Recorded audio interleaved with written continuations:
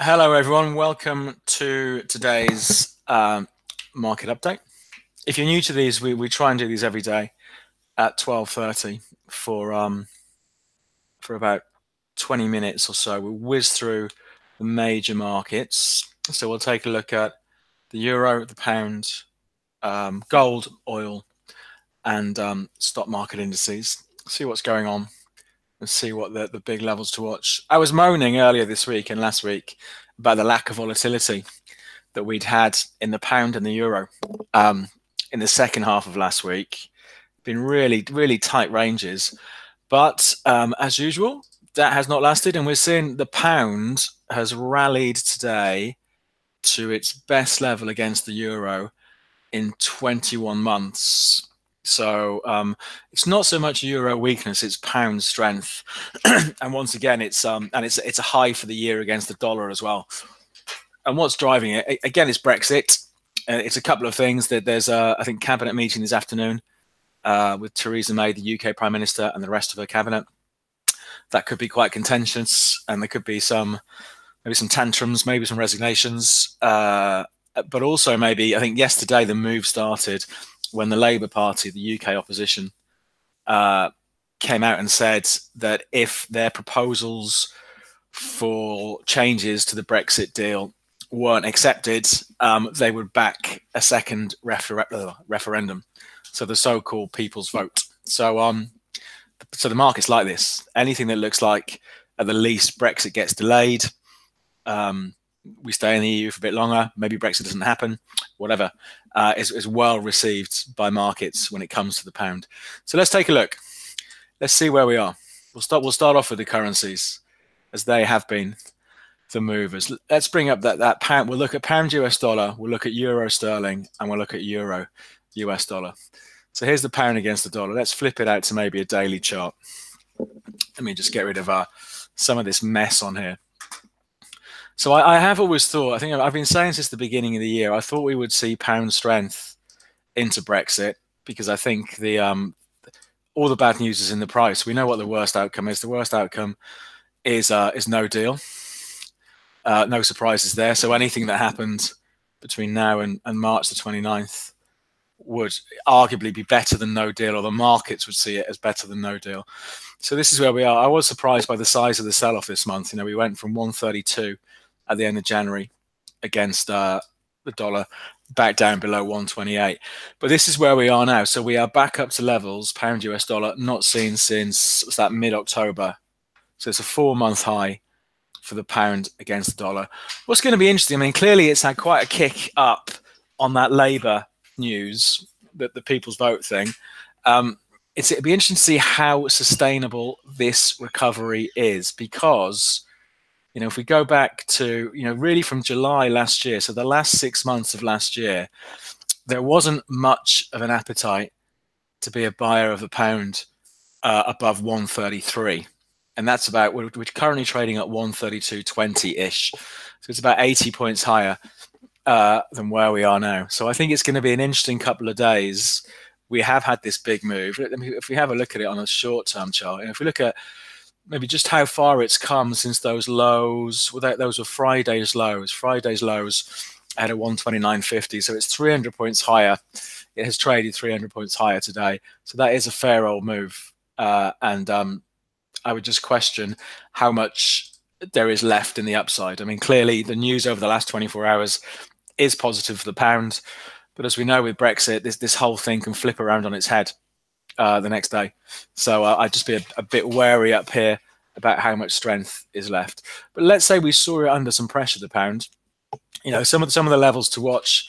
I'd suggest what is the date today? 26th. Yesterday's lows. The lows late yesterday around about 130.50. So if we saw it under some pressure, and of course those Friday lows at 129.60. So far it's strong.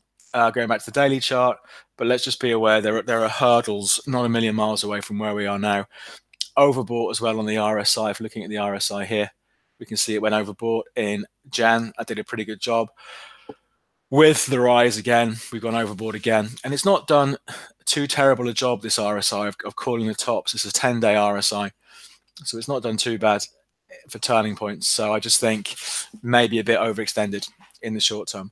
But let's take a look at euro sterling. So euro against the pound.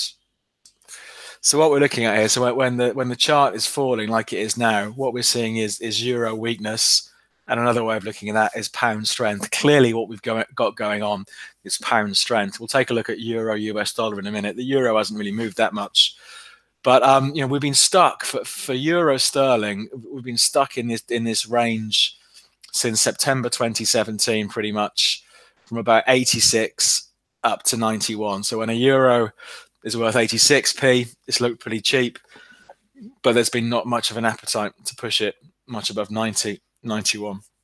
But today we're starting to fall out. We're starting to fall out of that range. So we're on the lowest for the euro against the pound since May 2017. So it's a 21-month low for euro sterling. And it'd be interesting to see how this pans out. I mean, clearly Brexit affects the European economy as well. The European economy has got its own problems. We're seeing Italy in recession. German economy is not expanding. So the euro is under some pressure today, but it's mainly a pound strength question. I just wonder, could this be a buying opportunity for euro sterling? We are seeing something of an odd move because of political developments over the last 24 hours. It'd be interesting to watch this the rest of the week to see if we see buyers come back in for euro against the pound, with it getting squeezed down here by this run in the pound over the last 24 hours. But it's interesting, we're seeing after some really quiet days last week that were deathly boring, we're really seeing some volatility come back in to these two sort of Brexit-driven currencies at the moment.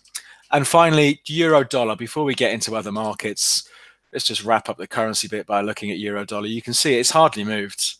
This is the daily chart. So yesterday it pushed its way up to 113.70, and today it's there. So all the movements we're seeing in euro sterling, that is a pound driven move, not a euro driven move. So the euro against the US dollar really cannot get much above 113.80. If we were looking at euro US dollar in isolation, again, it's been a pretty boring week so far for this one. I think we need a break either way, but all the focus has been on the pound so far this week because of this Brexit, the latest round of the Brexit shenanigans. Okay, let's take a look at crude oil. We'll look at gold, and then we'll look at stock markets. So as we were looking at this yesterday, we had that tweet from President Trump that came out at about 10 to 12 yesterday. So it's around about here. And I'd seen that the oil had dropped about $1 before we started yesterday's session. So I had a quick search on Twitter, the font of all knowledge, to find out why. And it was, I think, this tweet from President Trump saying that oil is too expensive, and a bit of a dig at OPEC, the oil producing cartel. And we saw oil fall quite sharply. It did try and stabilize a bit as the day went on, but it has weakened overnight. So we ended up, by the end of the day, oil had traded as low as almost $55 a barrel. And it was $57.50 before the president tweeted anything. I think what's interesting for me is we are seeing some stability come in. So for me, this is the hourly chart of oil. So over the last 10 days or so, we've seen this strength in the oil price resume, and sell-offs haven't lasted very long. So the right way to be positioned has been to be a buyer of dips. And that's why I'm almost tempted. Is it an overreaction to what President Trump said? I mean, clearly there's the summit going on with the North Korean leader. I think over the next couple of days, maybe we could have some stuff comes out of there that affects the oil price. But a $2 drop in oil off the back of a tweet, is it justified? I don't know. But if you thought it wasn't, there's an obvious place to put stop losses. The market's trading at 55.80 at the moment. The lows for yesterday were just ahead of 55. So for me, if I wanted to buy oil down here, stops the other side of 55 could be an interesting trading opportunity, I think. So personally, I think it's going to squeeze its way back up. Let's see what happens. But looking at the dailies, just to remind us, we are still in this recovery for oil. I think we are in a problem area now from 58 to $60 a barrel. If the rally's going to run out of steam anywhere, I think this is a level. I just think that maybe in the short term, assuming yesterday's lows at 55 hold, maybe we'll see that price have another push back into the range from Monday. And then, of course, tomorrow we've got the crude oil inventories. So Wednesday afternoon, the latest oil inventories are out. That's a weekly occurrence for the oil market, so a bit of volatility expected there. But I think it's interesting. It's interesting that it had such an effect yesterday, and that it has, so far at least, held above $55 a barrel. Gold, then we'll get into the indices. So look at the gold price. So let's bring this up. It's been a bit uneventful the last day or so, gold. But I think what is interesting is this level we looked at last week, and it could come into focus this afternoon, is 1320. So we'd had this run from gold last week up to its best levels in, I think it's 10 months. We'll check on the daily in a minute. Just shy of $1,350 an ounce. The market sold off. And then on Thursday, we found support at 1320. On Friday, again, that level held. And at the moment, we're about $5 above that level. So I think going into this afternoon and tomorrow morning, it'd be interesting to see if 1320 continues to hold. I think if we lose that, there's maybe a risk of going to have a pushback to the low 1300s. But for me, as I've been saying for a while, any weakness for now in the price of gold looks like a buying opportunity. There's been this appetite since August, September last year. We've seen that sentiment turn around for gold. We've got all the geopolitical instability, trade wars, Brexit, weaker US dollar, blah, blah, blah, all that stuff. And we've seen the gold price lifted 15%. So for me, if it's selling off, it's looking for an opportunity to buy in ahead of the next move higher. Bearing in mind that we do have some big hurdles coming up, about $30 to $40 higher than where we are now. Gold this time last year, Jan, Feb, March last year, could not get through 1360 an ounce and eventually dropped back $200. So, an obvious target is a run back up to those highs from the beginning of last year. It's just about how deep any corrections go. So I think in the short term, 1320 is a level to watch because it's held over the last few days. And if it sells off deeper than that, the 1300s, you can see it on the daily chart here. Okay, stock markets. Now, we were saying yesterday, because we do these, clearly the US market official open is 2:30 UK time, which is 9:30 in the morning New York time. And because we'd had, I think, news over the weekend that the US was not going to impose any more tariffs for the meantime on China, we had seen a strong opening in the 24-hour market. And hopefully, let me just zoom in, because even though the official open for the week is 2:30 on Monday, there is a 24-hour market in indices. And this was the open 11 o'clock Sunday night. So this is Asian time.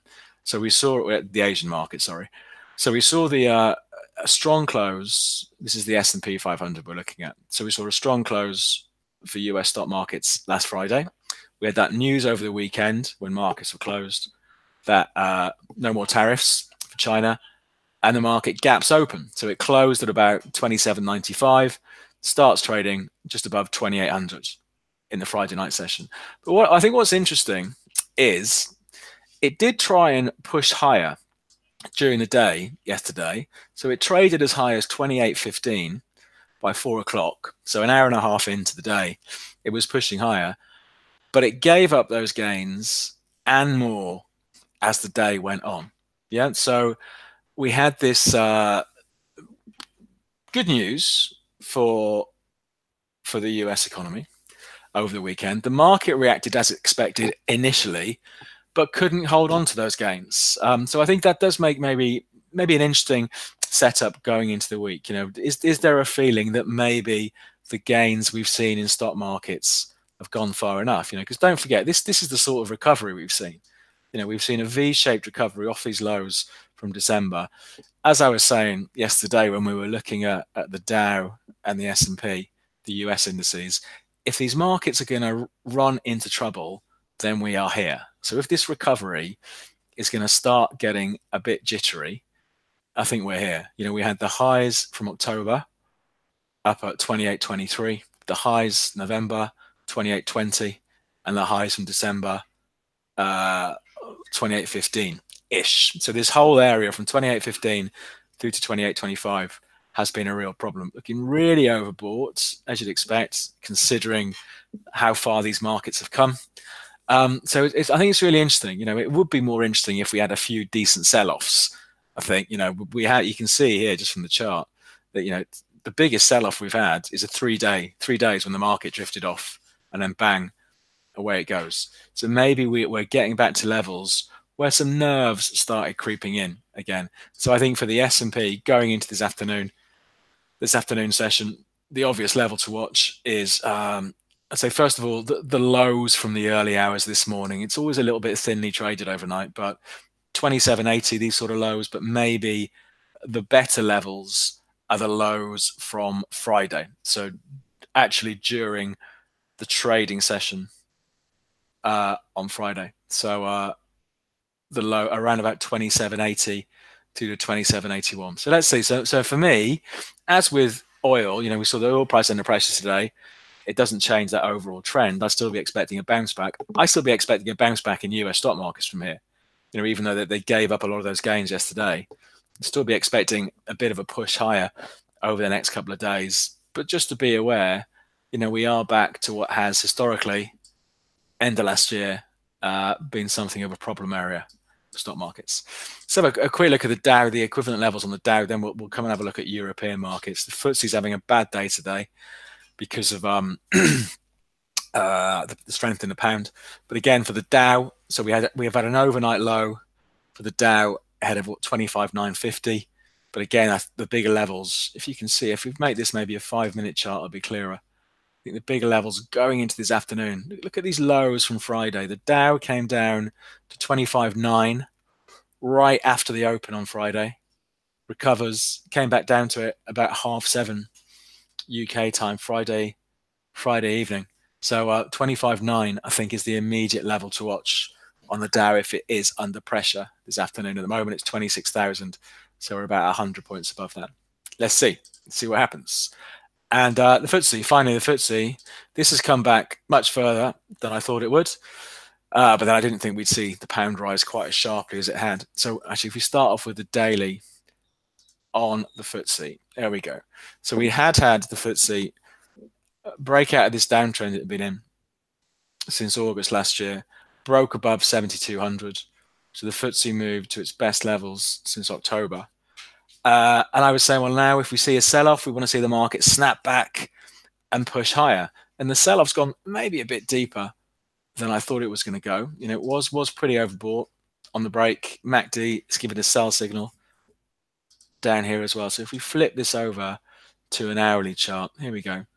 So I think what is going to be interesting, if we was going to buy the FTSE now, thinking, okay, it's going to have another push through 7,200. It's currently trading at 71.08. For me, the obvious level for a stop loss is below these lows before it really pushed through 7,200. So about 70.70. So that's the lows from the 8th of Feb. So we've got to go back, it's about 2.5 weeks back to those levels. It is getting hit by this strength in the pound, but I think it's a really interesting one to watch. On the hourly RSI, pretty oversold. We were oversold back here. That worked pretty well. Oversold back here. That worked eventually.